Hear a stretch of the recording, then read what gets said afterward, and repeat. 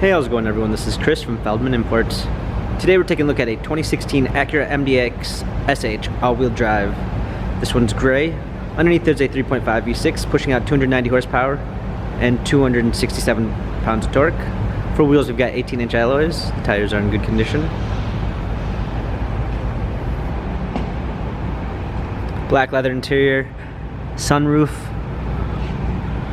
rear climate controls, third row seating, trailer hitch, SH all-wheel drive MDX badging, power liftgate, clean set of floor mats, fold down third row seats,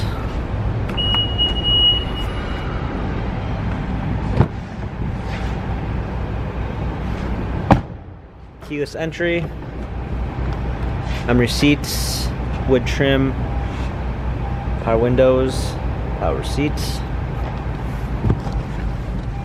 steering wheel controls, paddle shifters for extra performance, push start ignition, 9-speed automatic transmission, rear view backup camera, touchscreen media display, climate controls, cup holders. This Acura has 76,878 miles. If you'd like to view more photos of this Acura, check out feldmanimports.com.